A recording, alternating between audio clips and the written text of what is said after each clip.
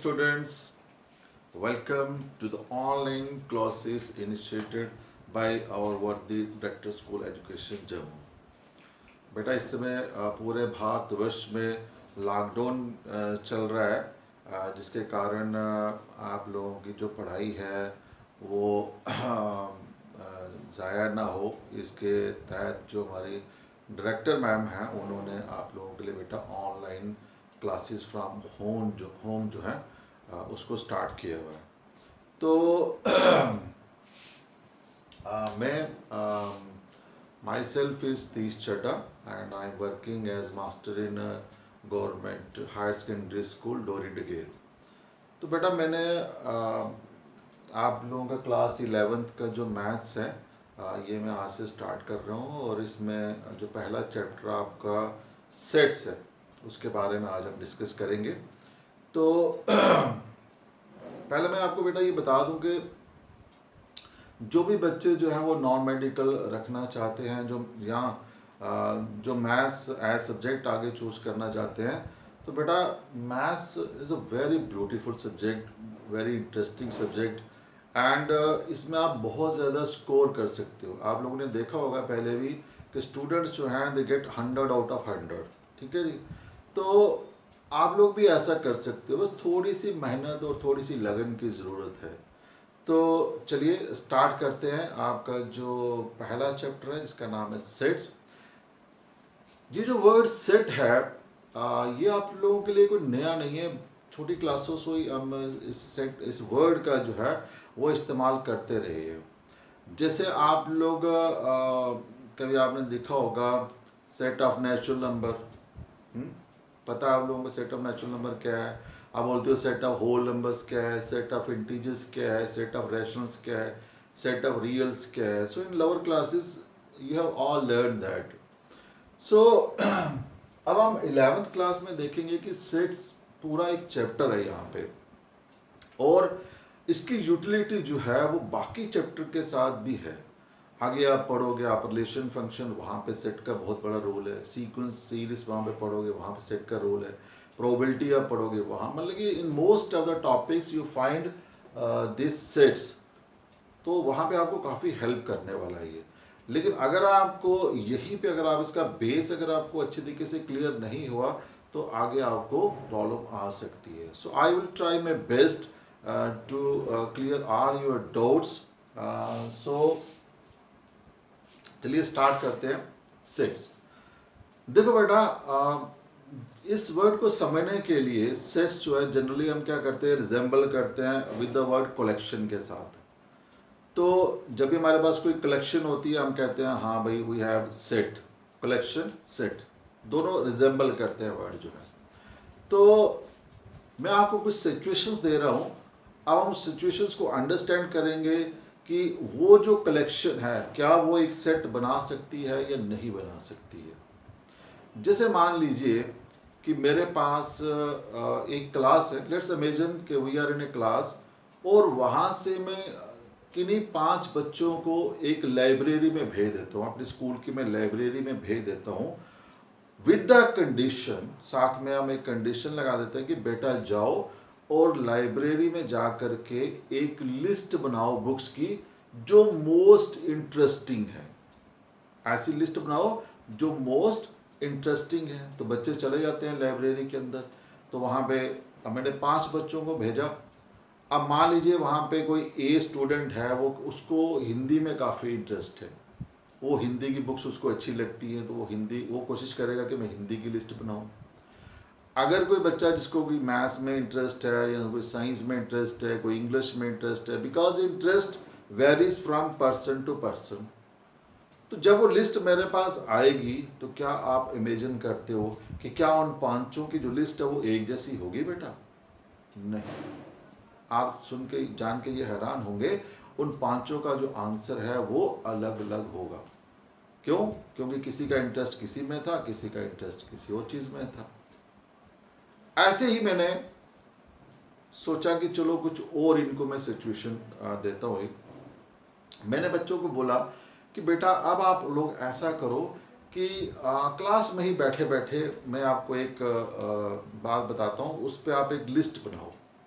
मैंने उनको ये बोला अपने स्कूल के बच्चों की जो है, जो मोस्ट इंटेलिजेंट स्टूडेंट्स हैं ऑफ योर क्लास, उन्हीं क्लास की, मैंने 11th क्लास को ही बोला कि आपको क्या लगता है कि most intelligent students of the class जो है उसकी एक लिस्ट बनाइए। अब मैंने देखा कि कुछ बच्चों के लिए जो इंटेलिजेंट बच्चा था, let it be A B C, कुछ भी हो सकता था, इवन देन उनका जो आंसर था वो आपस में मैच नहीं कर रहा था, उनका आंसर डिफर कर रहा था। सिमिलरली अगर मैं बच्चों को ये कह दूं कि बेटा चलिए एक लिस्ट बनाइए जो हमारे best cricketers of Indian team, best cricketers of Indian team, अब देखिए कुछ बच्चे जो हैं उनके माइंड में आएगा नहीं सचिन तेंदुलकर, सहवाग, गांगुली, राहुल द्रविड़ या और बहुत सारे नाम वो लिख सकते हैं। कुछ के दिमाग में आएगा नहीं कोहली जो है, या उसमें रोहित शर्मा या द्रविड़ जो शिखर धवन है, या और भी जो रिसेंट क्रिकेटर्स हैं। सो आप देखोगे you will not get the same answer in that case also. Reason, collection सबकी बनी। जो मैंने पहली सिचुएशन दी बच्चों को कि जाओ लाइब्रेरी से मोस्ट इंटरेस्टिंग बुक्स की लिस्ट बनाओ, वो भी एक कलेक्शन थी। फिर मैंने बच्चों को बोला कि most intelligent students of your class, या आपका स्कूल का कोई भी आप सिचुएशन दे सकते हो वहाँ पे, उस केस में भी बच्चों का आंसर अलग अलग था। या जैसे मैंने उनको बोला कि आप एक best cricketers of the Indian cricket team के आप लिस्ट बनाओ उनकी, तब भी उनका आंसर अलग अलग आया। कलेक्शन तो थी वहाँ पे, लेकिन उनका जो आंसर था वो सबका अलग अलग आया। मैंने कहा कि अब मैं क्या करूं, कुछ और सिचुएशन इनको देता हूं। फिर मैंने उनको ये सिचुएशन दी, बेटा एक काम करो, आप अपने स्कूल के सभी बच्चों का एक लिस्ट बनाओ। तो फिर मैंने देखा कि अगर ये मैंने टास्क जो है 5 लोगों को दिया तो 5 लोगों का जो आंसर था वो एक जैसा आया, किसी ने भी कुछ गलत नहीं लिखा वहाँ पे, क्योंकि हमारे पास सारे स्कूल के जो अटेंडेंस रजिस्टर होते हैं वो अवेलेबल होते हैं, उनके नाम होते हैं। बच्चों ने फटाफट वहाँ से जाके लिख लिया, सर ये रही लिस्ट पूरे स्कूल की। हमारे स्कूल में 210 स्टूडेंट्स हैं, ये सबकी लिस्ट है। मैंने कहा वाह, ये तो सबका आंसर एक जैसा आ गया भाई। फिर मैंने उनसे कहा कि आप एक और काम करो, आप एक लिस्ट बनाओ, दोबारा लाइब्रेरी में जाओ और वहाँ पे आप एक मुंशी प्रेमचंद जी की जो उन्होंने बुक्स लिखी हुई हैं उसकी लिस्ट बना के लाओ। फिर बच्चे गए लाइब्रेरी में, उन्होंने दोबारा से लिस्ट बनाई और उन सब का आंसर सेम आया। इसका मतलब ये हुआ कि कुछ कलेक्शंस में आंसर उनका अलग अलग आ रहा था और कुछ कलेक्शन में उनका आंसर जो है वो सेम आ रहा था। जहाँ पे आंसर उनका सेम आ रहा था, मतलब कि जहाँ पे आंसर उनका पर्सन टू पर्सन या स्टूडेंट टू स्टूडेंट डिफर नहीं कर रहा था, वो कलेक्शन वेल डिफाइंड होती है। उस कलेक्शन को क्या बोलते हैं बेटा? Well defined.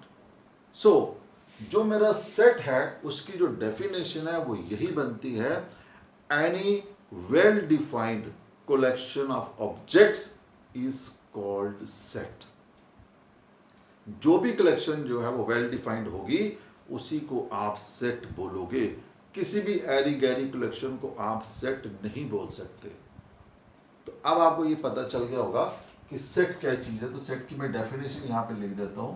So any well defined collection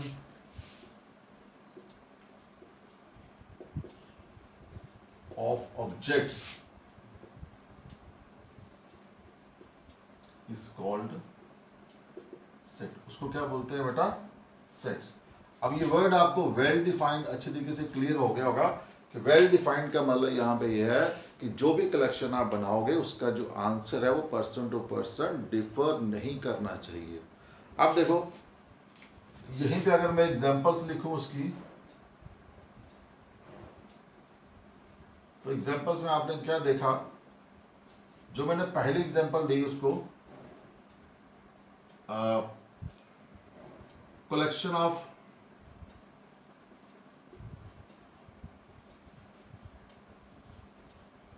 most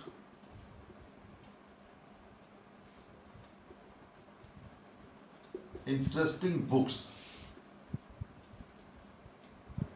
collection of most interesting books. आप कोई भी सब्जेक्ट यहाँ पे जोड़ सकते हो, ऑफ मैथमेटिक्स से चलिए ले लीजिए,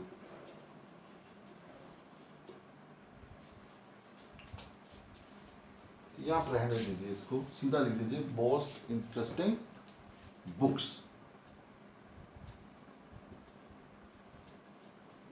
इज नॉट ए सेट। आपने देखा कि वो सेट नहीं है, क्यों? क्योंकि वहां पे जो कलेक्शन है वो वेल डिफाइंड नहीं है। और कोई एग्जांपल आप ले लीजिए, जैसे हमने सेकंड सिचुएशन दी थी, collection of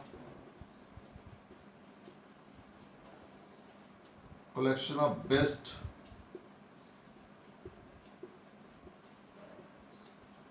cricketers of India again is not a set, क्योंकि यहां पे जो कलेक्शन है वो वेल डिफाइंड नहीं थी। थर्ड,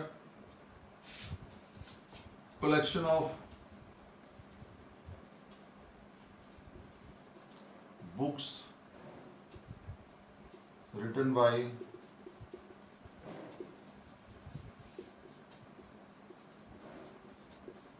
मुंशी प्रेमचंद। सो मुंशी प्रेमचंद जी ने बहुत सारी बुक्स लिखी हुई हैं, जिसमें गोदान है, रंग भूमि है, कर्म भूमि है, ठीक है बेटा। तो इनकी जो बुक्स की जो लिस्ट है वो जब बच्चों ने बना के लाई तो सबकी लिस्ट एक जैसी थी। So collection of books written by Munshi Premchand is a set, ये एक सेट है। क्यों है set? Because in this case जो कलेक्शन है दैट इज वेल डिफाइंड। ऐसी आप बहुत सारी और एग्जांपल्स आप लिख सकते हो, जैसे मैंने कह दिया उनको collection of days in a week,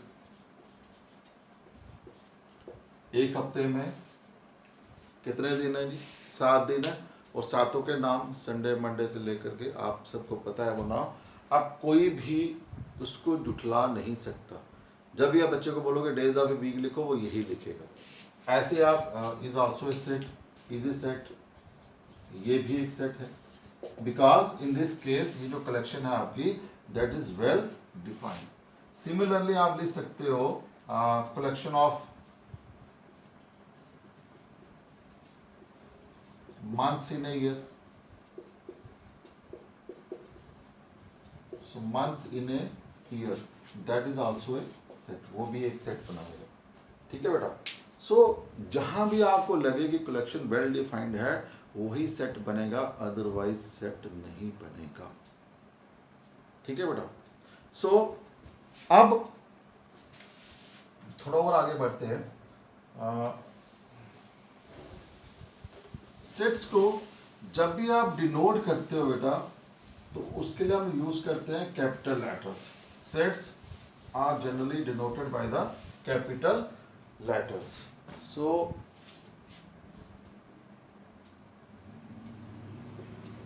sets are generally denoted by the capital letters। आप उनको कैपिटल लेटर के साथ ही डिनोट करते हो, ठीक है। कैपिटल लेटर कौन से हो गया आपके पास? आपके पास हो गया A B C dash dash X Y Z. 26 आपके पास अल्फाबेट्स है, 26 में से कोई भी आप ले लो, आप उससे सेट को डिनोट कर सकते हो, ठीक है बेटा। अब जो चीज सेट को बनाती है, यहां पे अपने डेफिनेशन में क्या लिखा? Collection of objects. ये जो ऑब्जेक्ट्स है जो सेट के अंदर होते हैं उसको बोलते हैं एलिमेंट्स ऑफ द सेट या मेंबर्स ऑफ द सेट, या उनको ऑब्जेक्ट्स भी बोला जाता है। अब यहां पे बेटा जो ऑब्जेक्ट्स हैं आपके, दे कैन बी एनीथिंग। आपने देखा मैंने 3-4 जो एग्जांपल्स लिखी थी, वहाँ पे ऑब्जेक्ट्स आपके बुक्स भी हो सकते थे, ठीक है। आपने देखा ऑब्जेक्ट आपके डेज भी हो सकते हैं, ऑब्जेक्ट्स आपके कोई नंबर्स भी हो सकते हैं, ऑब्जेक्ट्स आपके पास कोई स्मॉल अल्फ़ाबेट्स भी हो सकते हैं, ऑब्जेक्ट आपके पास वॉवल्स भी हो सकते हैं, मतलब ऑब्जेक्ट कैन बी एनीथिंग। कोई रिवर्स, जैसे मैं मान लूँ कि सेट ऑफ, जैसे हम वी लोग जो हैं we are residing in Jammu, so मैं आपसे ये कहता हूँ कि आप make a list of the rivers flowing in Jammu district, ठीक है बेटा। सो जम्मू डिस्ट्रिक्ट के आप रिवर्स की आप लिस्ट बना सकते हो। यहाँ पे कौन कौन सी कैनाल्स हैं हमारे जम्मू के अंदर, आप उनकी लिस्ट बना सकते हो, वो भी एक सेट फॉर्म कर देंगे, ठीक है बेटा। हमारे जम्मू के डिस्ट्रिक्ट के टेम्पल्स हैं, ठीक है, सिटी ऑफ टेम्पल्स के नाम से इसको जाना जाता है। तो कौन कौन से टेम्पल्स हैं, तो वो भी आप एक लिस्ट बना सकते हो। सो यहाँ पे जो ऑब्जेक्ट्स हैं वो आपका कुछ भी हो सकता है, दे कैन बी एनीथिंग, ठीक है बेटा। सो अब जो जैसे सेट को मैं डिनोट कर रहा हूँ कैपिटल लेटर के साथ, वैसे जो हमारे ऑब्जेक्ट्स हैं या जो उसके एलिमेंट्स होंगे हम उसको किससे डिनोट करेंगे, स्मॉल लेटर के साथ, ठीक है बेटा। So members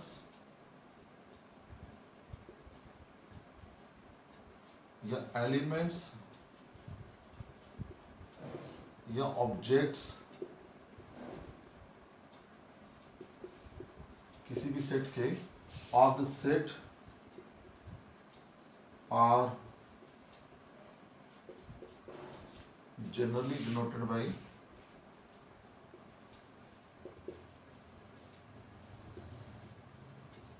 small letters. आप उनको स्मॉल लेटर से डिनोट कर सकते हो। स्मॉल लेटर का मतलब क्या हो गया, A B C X Y Z, ठीक है बेटा जी। तो आप कोई भी जो स्मॉल लेटर्स है इनमें से ले सकते हो, तो आप उसको डिनोट कर सकते हो। वो बीच में, अब मैंने बात पहले आपको बता दिया कि ऑब्जेक्ट जो है वो कुछ भी हो सकते हैं, मतलब एलिमेंट्स कुछ भी हो सकते हैं। अगर अल्फ़ाबेट है तो आपने उसको स्मॉल लेटर से लिखना है, अगर कुछ और नाम वगैरह है तो आप नाम लिख सकते हो उसमें, ठीक है बेटा। अगर नंबर्स है तो नंबर लिख सकते हो, कोई भी अगर नेगेटिव नंबर्स है तो आगे पढ़ते जाएंगे हम, सारा कुछ देखते जाओगे आप। सो ये आ गया आपके पास सेट की डेफिनेशन क्या है, इसका कंसेप्ट क्या है, कलेक्शन से आपने कैसे समझना है कि कोई कलेक्शन सेट हो सकती है या नहीं हो सकती है। सेट को हम रिप्रेजेंट करते हैं कैपिटल लेटर के साथ, और जो उसका एलिमेंट है उसको हम डिनोट करते हैं स्मॉल लेटर के साथ। सो आगे बढ़ते हैं बेटा हम। आप देखिए यहाँ पे किसी सेट को हम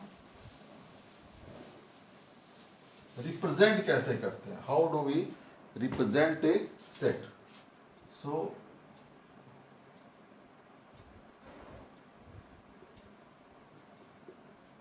रिप्रेजेंटेशन ऑफ सेट। देखो बेटा, सेट को रिप्रेजेंट करने के लिए हमारे पास दो तरीके हैं।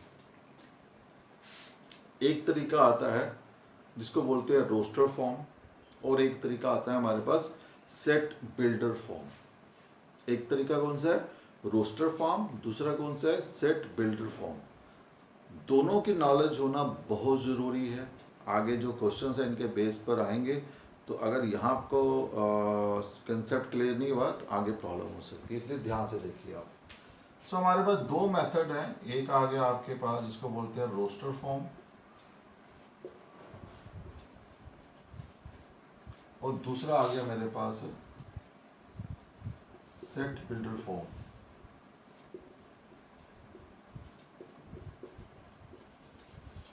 ठीक है बेटा, पहले मैं रोस्टर फॉर्म की बात कर रहता हूँ।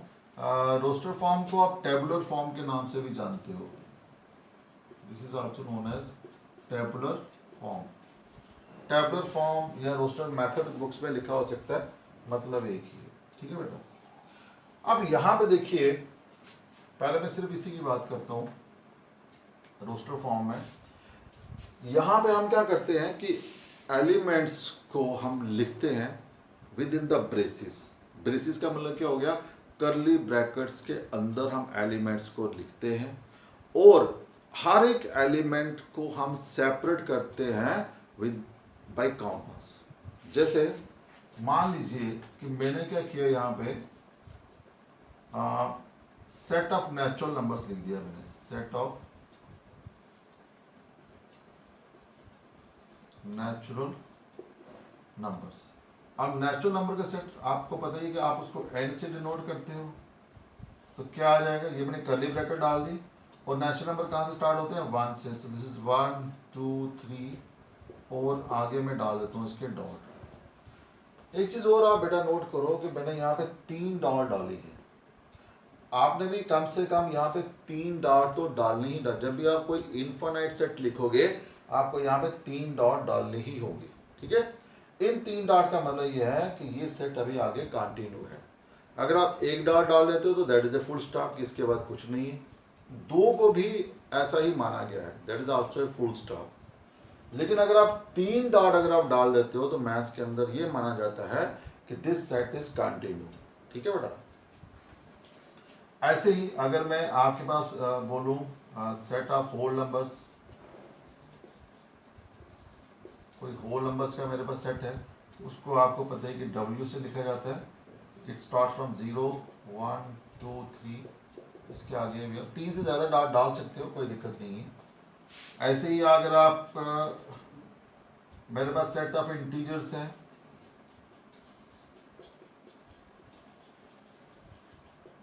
सेट ऑफ इंटीजर को बेटा हम यहाँ पे I से भी लिख सकते हैं या Z से भी लिख सकते हैं, दोनों सिंबल का इस्तेमाल होता है। सो ये कैसे लिखा जाता है, यहाँ पे 0, दिस इज 1 2, और यहाँ पे क्या आ जाएगा, दिस इज -1 -2, ठीक है। ये आ गया सेट ऑफ इंटीजर्स। अब आप देख ले हो यहाँ पे कि हर एक एग्जांपल में मैंने क्या किया हुआ है कि एलिमेंट्स को लिखा हुआ मैंने कर्ली ब्रैकेट के अंदर, और हर एक एलिमेंट के बीच में क्या है, कामा है, यानी कि मैंने इसको दिस इज एलिमेंट को लिस्ट किया हुआ है।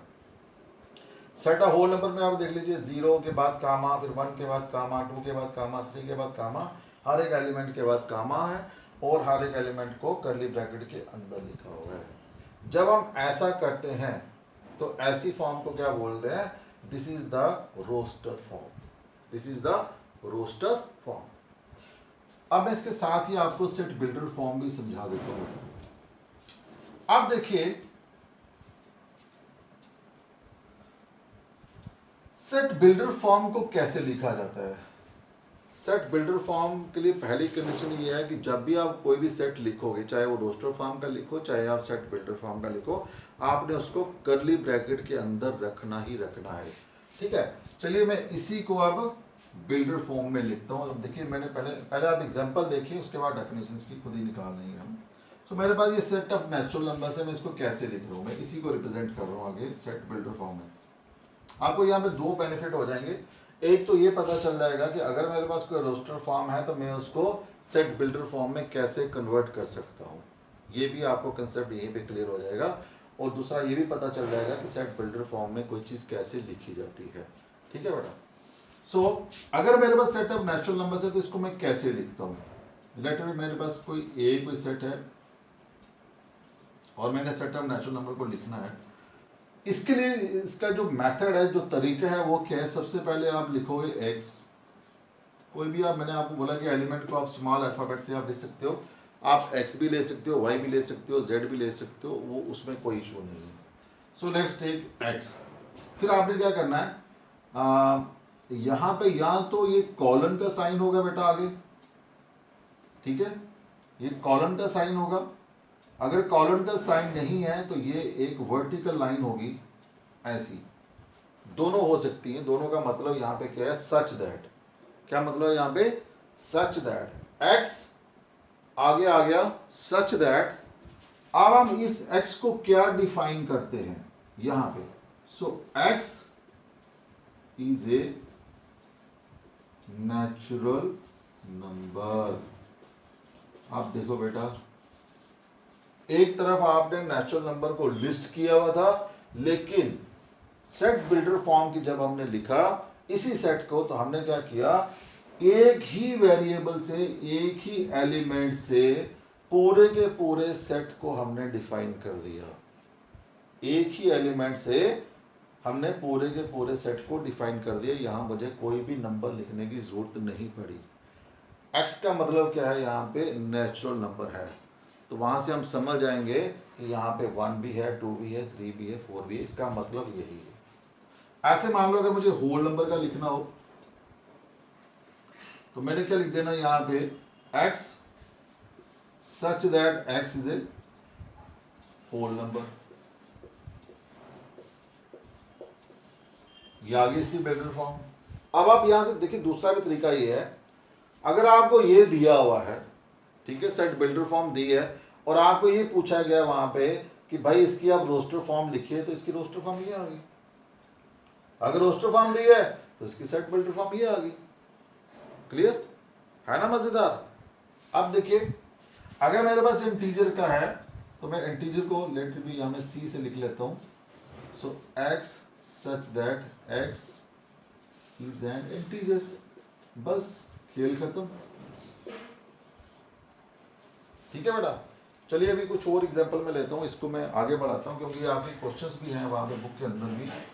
सो आपको ये पता चल गया कि रोस्टर फॉर्म में हम क्या करते हैं, हम एलिमेंट्स को लिखते हैं कर्ली ब्रैकेट के अंदर और हर एक एलिमेंट के आगे हम क्या लगाते हैं, कामा।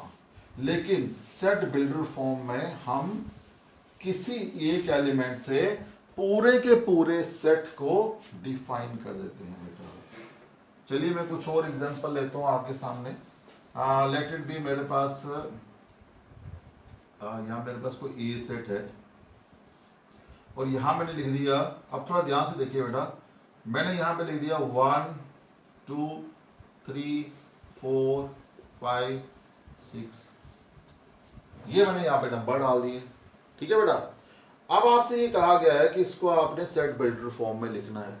अब देखिए, आप पहला स्टेप तो आपको क्लियर है कि आपने ये काम तो करना ही करना है, कर्ली ब्रैकेट डालनी है, एक्स लिखना है और सच दैट लिखना है, ये तो करना ही करना है। अब यहां पे एक ऐसी मुझे स्टेटमेंट लिखनी है जो इस पूरे सेट को डिफाइन कर दे।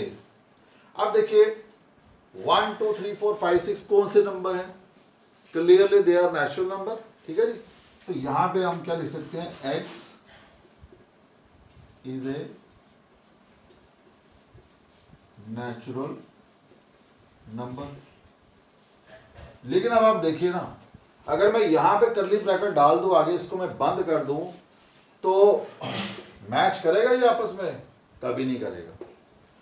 यहां जो स्टेटमेंट है इसका ये मतलब है कि यहां पे सारे नेचुरल नंबर हैं, और यहां पे जो स्टेटमेंट है, यहां पे क्या मतलब है कि यहां पे जो नेचुरल नंबर है सिर्फ 6 तक है। इसका मतलब ये हुआ कि मुझे यहां पे एक कंडीशन लगानी पड़ेगी। कंडीशन क्या लगानी पड़ेगी कि जो मेरा x है वो 7 से छोटा है। जो मेरा x है वो 7 से छोटा है। अब अगर आपसे मैं पूछता हूं कि बताओ नेचुरल नंबर जो 7 से छोटे हैं, तो आप क्या बोलोगे, 1 2 3 4 5 6 यही बोलोगे ना, इससे आगे तो नहीं जाओगे।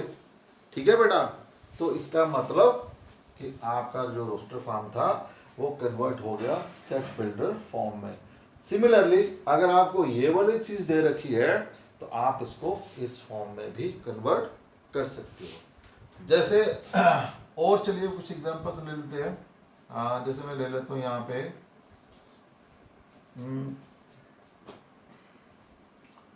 कुछ और आप एग्जांपल ले लीजिए। लेट इट बी 2 4 6 8 और मैंने यहाँ पे ब्रैकेट डाल दी रोस्टर फॉर्म में। ठीक है बेटा, अब इसको बोला गया है जी आप इसको आप कन्वर्ट कर दो जरा रोस्टर फॉर्म में। आप देखिए आप क्या करोगे, यहाँ पे क्या लिखोगे आप, हाँ तो ये नेचुरल नंबर है। ठीक है जी, लेकिन यहाँ पे खास बात ये है कि ये सारे के सारे नंबर जो है वो 2 से डिवाइड हो जाते हैं, और वो नंबर जो 2 से डिवाइड होते हैं उनको क्या बोलते हैं आप, इवन नंबर। तो अब आप यहाँ पे रोस्टर फॉर्म में क्या लिखोगे, सॉरी बिल्डर फॉर्म में क्या लिखोगे, x such that x is an even natural number। Clear हो गया बेटा। ऐसे ही देखिए आप, अगर मेरे पास है 1 3 5 7, तो अब आपको क्या दिख रहा है, ये सारे के सारे कौन से नंबर है, ये ऑड नंबर्स हैं। ठीक है बेटा, सो आप यहां पे लिखिए x such that x is an odd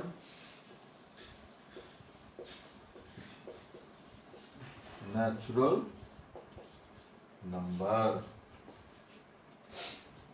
ठीक है जी बेटा। अब आप देखिए यहाँ पे कुछ और प्रॉब्लम्स में लेता हूं मैं आपकी।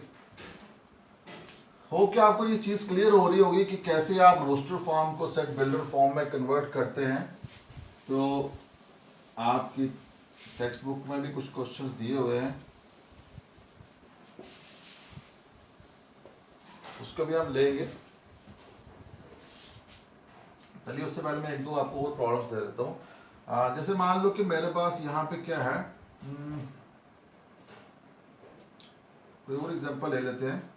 चलिए रोस्टर फॉर्म में बेटा अपने एक चीज का और ध्यान रखना है यहाँ पे कि जो भी एलिमेंट होगा आप उसको कभी भी रिपीट नहीं करोगे। Repetition of elements in A set is not allowed. This is the biggest इसका जो एक फंडा है कि एलिमेंट जो सेट के हैं उनको आप रिपीट नहीं करोगे। ठीक है बेटा। दूसरा, जो ऑर्डर है एलिमेंट्स के लिखने का उससे कोई फर्क नहीं पड़ने वाला। That is immaterial. इममटेरियल का मतलब ये हुआ कि जैसे मैं आपको मान लीजिए मैं आपको बोलता हूँ लिखिए एक सेट के अंदर 1 2 3, ठीक है, फर्स्ट 3 नेचुरल नंबर आपने लिख दी। आप इसको ऐसे भी लिख सकते हो 3 2 1 या 1 3 2, इट डजंट मैटर। सेट के अंदर कोई ऐसा नहीं कि आप पूरा इंक्रीजिंग ऑर्डर में ही लिखो। You can write in increasing order, you can write in decreasing order, और you can make your own order. कोई भी ऑर्डर में वो चल जाएगा। ठीक है। सो देखिए ये दो बातें आपने हमेशा ध्यान रखनी है। सो इसका मतलब ये हुआ कि जैसे मान लो कि अगर मैं कोई repetition of element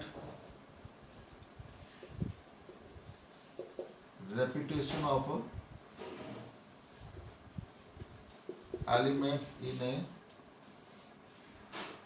set is not allowed। यहाँ पे अलाउड नहीं है, आप एलिमेंट को रिपीट नहीं करा सकते। ठीक है बेटा। जैसे मान लो कि मेरे पास एक सेट है, लेट इट बी 1, और एक सेट है मेरे पास 1 1 1 1 1। तो दोनों का मतलब एक ही है। इसका मतलब क्या हुआ कि इसमें एक ही एलिमेंट है। समझ आई बात बेटा। ये वाला सेट था जिसमें 1 था, और ये वाला सेट में मैंने क्या किया कि 1 को मैंने रिपीट कर दिया। ठीक है। लेकिन एक्चुअल में इस सेट की थ्योरी के अकॉर्डिंग क्या है कि इसमें कितने एलिमेंट है, इसमें एक ही एलिमेंट है, क्योंकि एलिमेंट रेपिटेशन ऑफ एलिमेंट जो है वो यहाँ पे अलो नहीं है। ठीक है, पहला रूल। दूसरा, जो ऑर्डर है लिखने का दैट इज इममटेरियल, और मैंने आपको example the, late it B 1 2 3, और अगर मैं लिख दूं यहाँ पे 3 2 1, और अगर मैं लिख दूं यहाँ पे 2 3 1, ठीक है, मैं कुछ भी यहाँ पे लिख दूं सब सेम है, कोई फर्क नहीं है बेटा। ठीक है। आप यहाँ पे उल्टा सीधा आप लिख सकते हो रोस्टर फॉर्म के अंदर। सो होप कि ये चीजें आपको क्लियर हुई होंगी बेटा। सो अब मैं अपनी नेक्स्ट वीडियो में आपके कुछ टेक्सचुअल जो प्रॉब्लम्स हैं उसको भी मैं डिस्कस करूंगा। और बस जाते जाते मैं आपको एक पॉइंट और यहाँ पे डिस्कस कर देता हूँ कि एक सिंबल है। सिंबल तो खैर बहुत सारे अभी आएंगे, अभी जो स्टार्टिंग में यहाँ पे यूज होगा उसको आप पहले देख लीजिए। इसका नाम है एप्सिलॉन। इट्स लाइक दिस, इसको बोलते हैं एप्सिलॉन। ठीक है बेटा। इस एप्सिलॉन का जो मतलब है वो है बिलोंग्स टू। क्या मतलब है इसका? Belongs to. ठीक है बेटा। इसी की एक दूसरी शक्ल भी है। वो दूसरी शक्ल क्या है इसकी? है तो ऐसे ही है, बस बीच में आपने इसका ऐसे यहां से एक वर्टिकल लाइन खींच लेनी है। इसका मतलब क्या है? Not belongs to. अब हम आगे इसी का इस्तेमाल करेंगे। ठीक है बेटा, इस सिंबल का मतलब क्या हो गया, बिलोंग्स टू, इसका मतलब क्या हो गया, नॉट बिलोंग्स टू। जैसे मान लीजिए कि मेरे पास ए कोई सेट है 1 2 3 है, ठीक है। अब मैं कहता हूं 1 डैश डैश ए, 2 डैश डैश ए, 5 डैश डैश ए। तो 1, क्या 1 जो है वो ए का एलिमेंट है, क्या 1 ए को बिलोंग कर रहा है? तो आप देख रहे हो कि यहाँ पे इसका ये एलिमेंट है, तो सिंपल कौन सा आ जाएगा, पहला, दिस इज। क्या 2 इसका एलिमेंट है? यस। क्या 5 इसका एलिमेंट है? No. So 5 does not belongs to A. Belongs to का मतलब ये हो गया कि क्या जो सेट के अंदर जो उसके एलिमेंट है, क्या वाकई वो उसके एलिमेंट हैं या नहीं है। अगर वो है तो बिलोंग्स टू का सिंबल लगेगा, अगर वो नहीं है तो डज नॉट बिलोंग्स टू का सिंबल लगेगा। ठीक है बेटा। सो मैं अब नेक्स्ट वीडियो में आपको, या नेक्स्ट लेक्चर में आपको ये समझाऊंगा, और थोड़ी कन्वर्जेंस लेंगे हम, आपके टेक्सचुअल प्रॉब्लम्स के बीच में ले लेंगे, और मैं खुद से भी और कुछ, क्योंकि 11th का मैथ जो है जितना आप ज़्यादा प्रैक्टिस करोगे उतना ही ज़्यादा अच्छा रहेगा आप लोगों के लिए। ठीक है बेटा। तो मुझे पता है कि आप लोगों की बड़ी होप्स होती हैं, आप जेई के लिए प्रिपेयर होते हो, इंजीनियरिंग आपका एक टारगेट होता है कि हमने अच्छा इंजीनियर बनना है, अच्छे कॉलेज में हमें एडमिशन लेनी है, तो उसके लिए आपको अच्छी तैयारी भी करनी होगी। ठीक है बेटा। होप कि आपको ये सब पसंद आया होगा। अगर आपको कोई प्रॉब्लम लगती है तो आप कमेंट बॉक्स पे जाइए, वहाँ पे लिखिए कि हमें ये परेशानी आ रही है, जितना आपने पढ़ाया है इसके रिलेटेड। ठीक है बेटा।